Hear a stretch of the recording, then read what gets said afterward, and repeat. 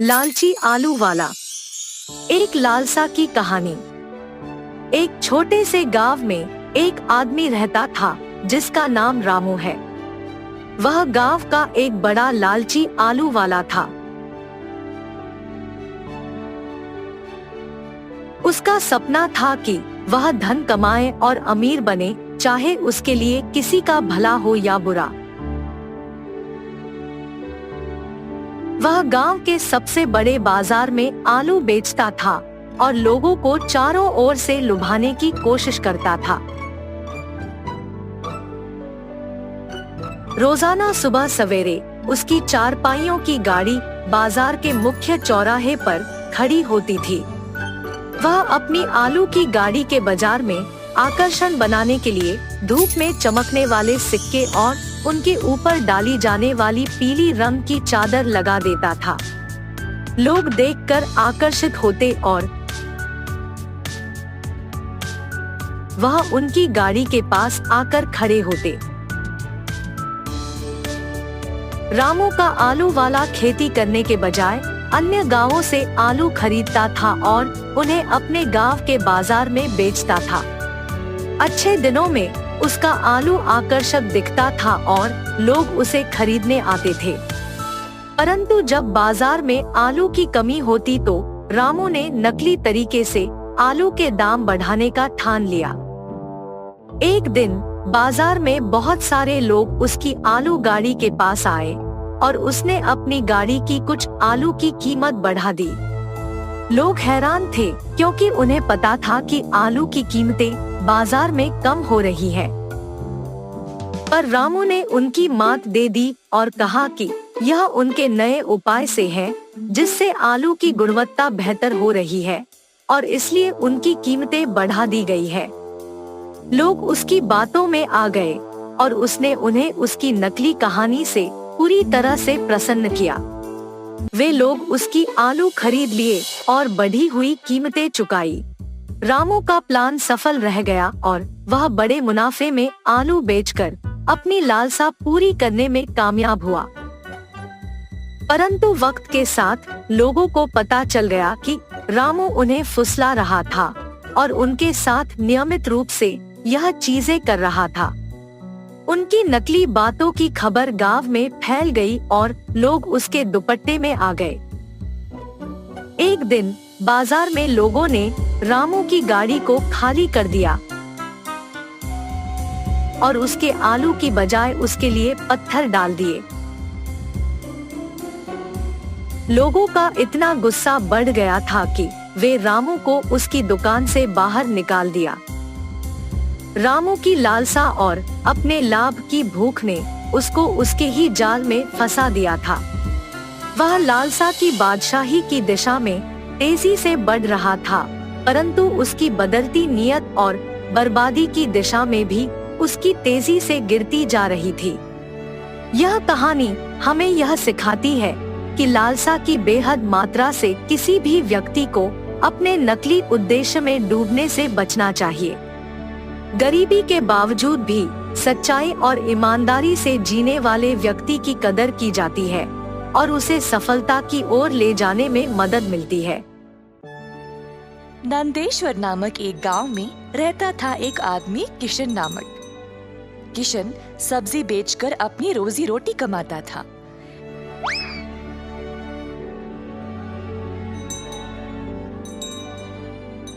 किशन अकेला था तो उसी को खेत जाकर किसानों से सब्जी लाना पड़ता था। अपनी मेहनत की कमाई किशन बहुत संभाल कर जमा करता था, परंतु किशन अपनी कमाई से संतुष्ट नहीं था और कुछ अच्छा और बड़ा करना चाहता था। एक दिन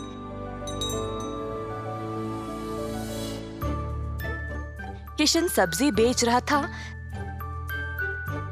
जब एक बूढ़ी महिला अपने सिर पर सब्जी की टोकरी लिए जा रही थी। सब्जी ले लो, सब्जी ले लो।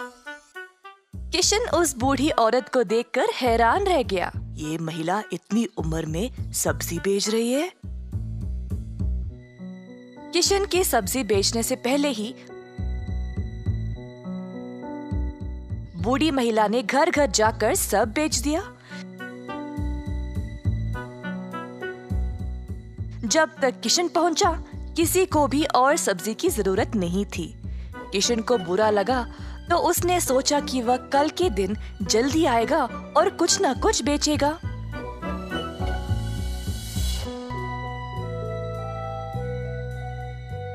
परंतु अगले दिन भी वही हुआ। कुछ दिन बीत गए और किशन जानना चाहता था कि यह बूढ़ी महिला इतनी जल्दी सब्जी कैसे बेच रही थी। तो वह उसका पीछा करने लगा। बूढ़ी महिला को पता चल गया और फिर उसने मुड़कर किशन से पूछा, बेटा, तुम मेरा पीछा क्यों कर रहे हो? क्या जानना चाहते हो? आओ पूछो मुझे। मुझे माफ करिएगा, पर मैं हैरान हूँ ये देखकर कि आप सब्जी हर रोज इतना जल्दी जल्दी कैसे बेच रही है। कुछ दिनों से मैं कुछ भी नहीं बेच पाया और मुझे पता नहीं मैं क्या करूँ।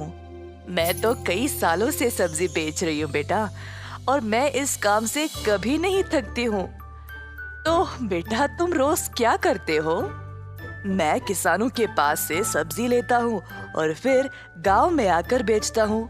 जो भी कमाई है उससे अपना गुजारा करता हूँ। अब आपकी वजह से कई दिनों से मैंने कुछ भी नहीं कमाया। किसानों से सब्जी क्यों लेते हो? खुद की सब्जी क्यों नहीं उगाते? मुझे मदद के लिए कोई नहीं है। मैं एक छोटी सी झोंपड़ी में रहता हूँ और मेरे पास कोई जमीन भी नहीं है खेती बाड़ी करने के लिए। तुम्हें कोई बड़ी जमीन की जरूरत नहीं है। अपने घर के इर्द गिर्द जितनी भी जगह है उसमें ही तुम सब्जी उगाना शुरू करो। मुझे ये बोलने के लिए बहुत शुक्रिया अम्मा। अब केवल उगाना ही नहीं, अच्छे उर्वरक का उपयोग भी करना, तब तुम्हारी फसल अच्छी होगी। किसान सीधा घर गया और अपने घर के चारों ओर बीज बोने लगा। उसने थोड़ी सी भी जगह जाया होने नहीं दी। उसने जड़ खाने वाले सब्जियां, झाड़ियां, लताओं को बोया। कुछ हफ्तों बाद उसके सब्जियां अच्छे से उगने लगी। किशन ने उनको उखाड़ा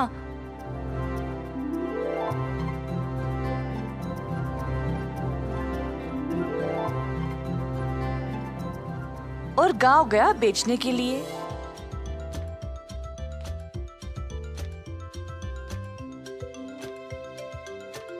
दिन पे दिन किशन को और सब्जी उगने लगी। वह अच्छा पैसा कमाने लगा और सब कुछ जमा करके उसने अपने लिए खेती करने एक जमीन का टुकड़ा खरीदा। किशन अब खेती बाड़ी करने लगा और उसकी फसल अच्छी खासी निकलने लगी। जल्द उसने एक सब्जी की दुकान खोल ली, कई तरह के सब्जियों के साथ। गांव के सारे लोगों को किशन की सब्जियां अच्छी लगने लगी और उसी के पास आने लगे सब्जी खरीदने। किशन ने अब नौकर चाकरों को भी काम पे लगाया और अपनी दुकान को और बड़ा कर दिया।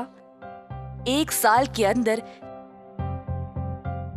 ग्राम प्रधान ने देखा कि कैसे किशन ने मेहनत करके अपने आप को खड़ा किया है।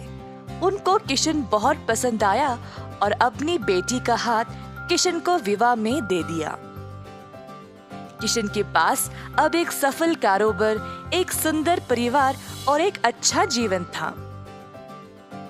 अतः थोड़ी सी बुद्धि और मेहनत से उसका सपना पूरा हो गया। रावुलपल्ली नामक गांव बहुत बड़ा था।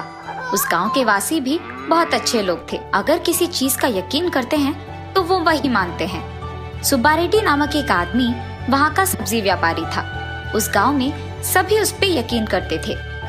वो एक नेक इंसान था और हर रोज सुबह ताजी सब्जी लेकर बेचने आता था और उन्हें कम दाम पे ही बेचता था। इसीलिए उस गांव के सारे लोग सिर्फ सुब्बा रेड्डी के पास सब्जी खरीदने आते थे और उसका व्यापार बहुत अच्छा चलता था। रावुलपल्ली के बारे में जानकर पड़ोसी गांव के 3 आदमी विजय, श्रीकांत और टिम्मैया मिलके रावुलपल्ली सब्जी बेचने आते हैं। सुब्बा रेड्डी का व्यापार अच्छा चलने के कारण उनके पास सब्जियां नहीं बिकते हैं और इस कारण वो तीनों बहुत दुखी होते हैं। बहुत सोचकर वो एक फैसला करते हैं। हम तीनों बहुत ही कम दाम में सब्जियां बेचेंगे। कुछ दिन बाद गांव के लोग हम पे भरोसा करने लगेंगे और तब हम सुब्बा रेड्डी को इस गांव से भगा सकेंगे।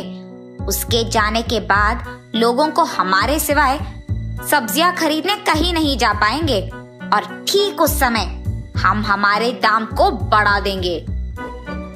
टिम्मैया की बातें विजय और श्रीकांत को अच्छी तरह समझ आते हैं। टमाटर और प्याज की दाम आसमान से भी ऊपर हो जाता है। अरे रे, टमाटर और प्याज का दाम तो बहुत बढ़ गया है। न जाने रावलपल्ली के वासी खरीद पाएंगे कि नहीं। पर जो भी हो, मुझे अपना जिम्मेदारी निभाना होगा। इसीलिए मैं सब्जी को खरीद के उन्हें उसी दाम पे बेचूंगा।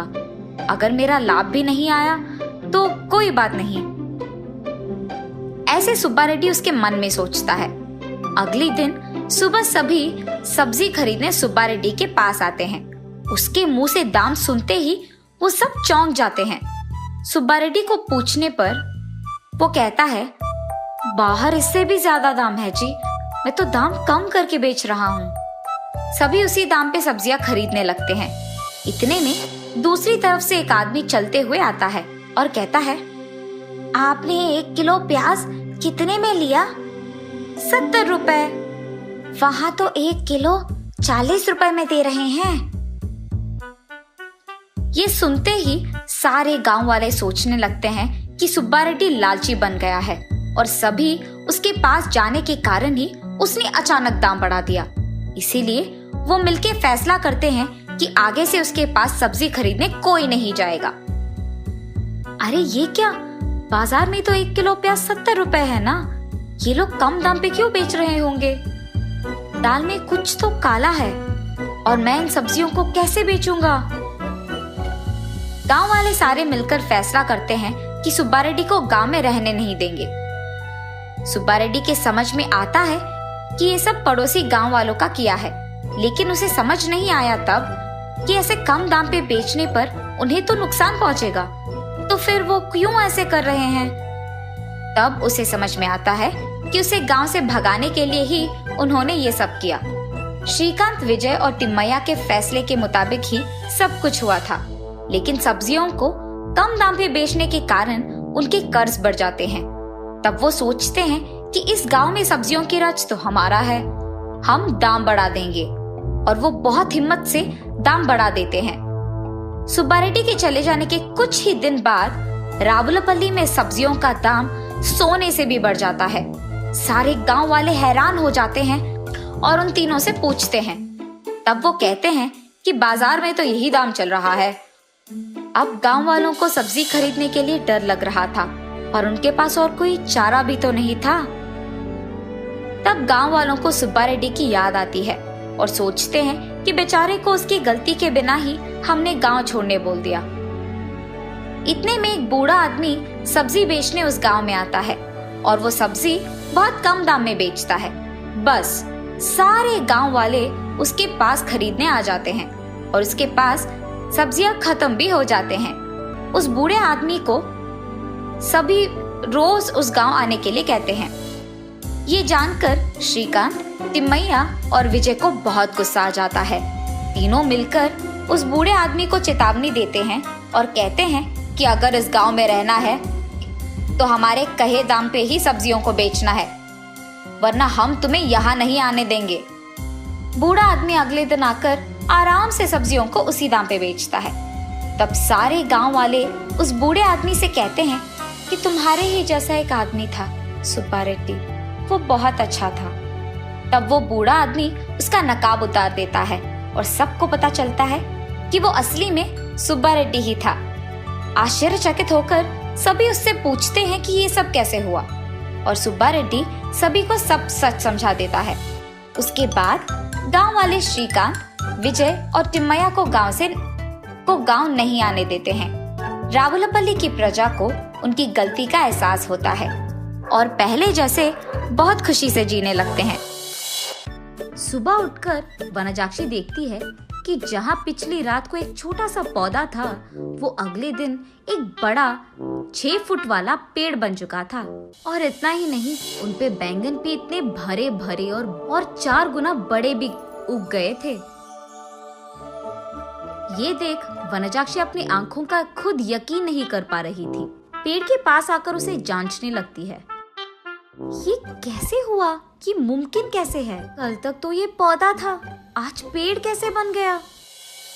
वो ऐसे सोच में पड़ गई थी कि इतने में उसकी बेटी वसुंधरा वहां आकर उस पेड़ को देख ऐसे ही चौंक जाती है।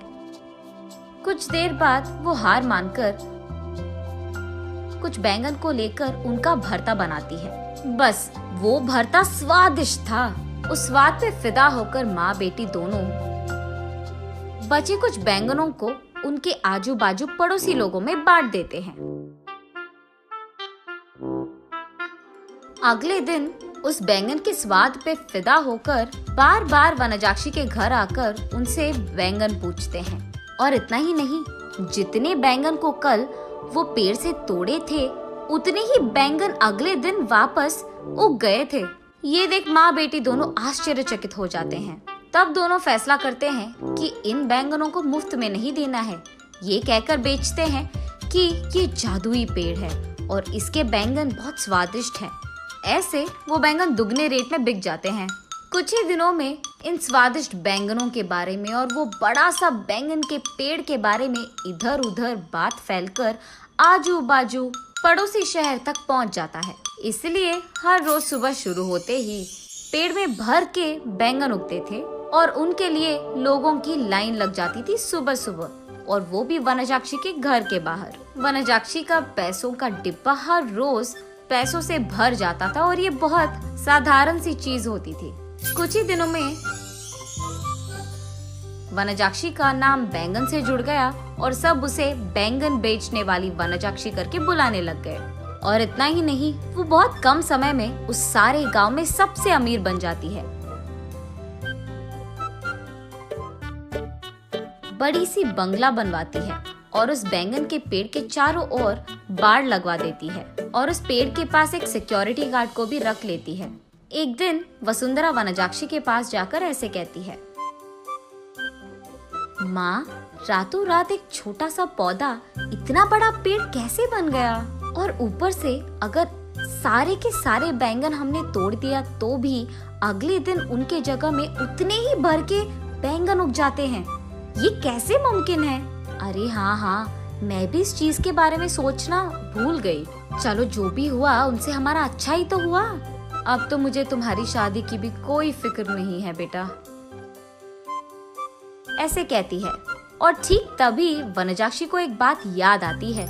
उस समय में जब भी वनजाक्षी के लिए रिश्ते लाते थे तो कुछ भी सेट नहीं होता था। अगर वसुंधरा को लड़का पसंद आ गया तो लड़के वालों को इनका दहेज नहीं पसंद आता था, और अगर लड़के ने वसुंधरा को पसंद कर लिया तो वसुंधरा को वो लड़का पसंद नहीं आता था। ऐसे बहुत सारे रिश्ते देख देख कर वनजाक्षी थक कर ये सोचने लगती है कि शायद उसकी बेटी के कुंडली में कोई दोष है, इसीलिए वो बहुत सारे पूजा पाठ करवाती रहती थी। ऐसे ही एक दिन वो मंदिर में पूजा करवा के घर लौटती रहती है।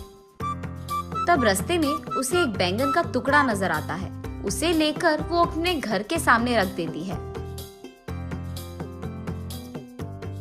और कुछ दिन बाद उस जगह में एक छोटा सा पौधा उग गया था। मंदिर जाने से पहले उन बैंगनों को देख वनजाक्षी सोचती है, घर आने के बाद ना इन बैंगनों का एक बहुत अच्छा भरता बनाना है मुझे।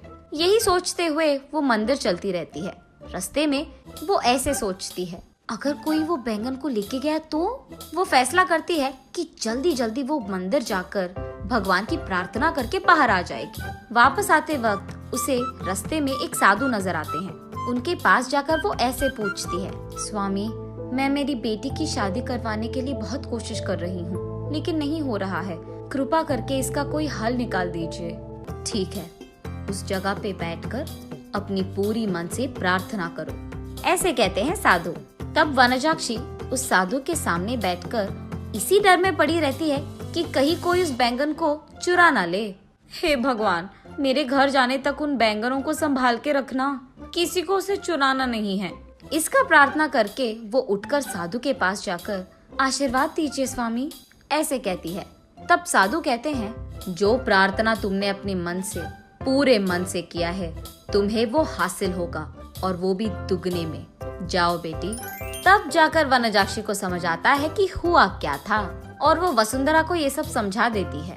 तो तुमने मेरे शादी के बारे में नहीं, बैंगन के बारे में प्रार्थना किया था। हाँ, तुम भी ना, ये कहकर हंस लेती है। चलो जो भी हुआ, हमारा तो भला ही हुआ ना बेटी। इस बैंगन के पेड़ के वजह से हम अमीर बन गए हैं, और कल ही तुम्हारा स्वयंवर है, तैयार हो जाओ। ये कहकर आजू बाजू पड़ोस के सारे गांव में डंडोरा पिटवाती है कि उससे भी अमीर लोग उसकी बेटी से शादी करने के लिए स्वयंवर आ जाए। तब तक बैंगन बेचने वाली वनजाक्षी तो बहुत प्रसिद्ध थी, और उस घर के जादुई बैंगन का पेड़ भी। इसीलिए उससे रिश्ता पक्का करने के लिए बहुत सारे अमीर लोग लाइन में लग गए थे। उनमें से अमीर और अच्छा दिखने वाले एक आदमी से वनजाक्षी अपनी बेटी वसुंधरा की शादी करवा लेती है। कुछ दिन बाद जब उसके सारे जिम्मेदारियां खत्म हो गई थी, वनजाक्षी उस बैंगन के पेड़ के पास बैठकर ऐसे सोचने लगती है, उस दिन मुझे इस बैंगन के बारे में काश कुछ सोने का ख्याल आया होता। बैंगन के बदले में सोना दुगने में मिल जाता था, तब मैं और अमीर बन जाती थी। हाँ।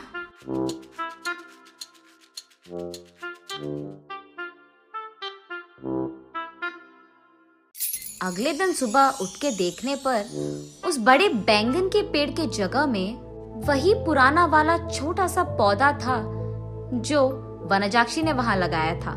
तब वनजाक्षी को पूरी बात समझ में आती है। आशा करना तो अच्छा ही है, लेकिन लालच करोगे तो निराशा ही मिलेगी।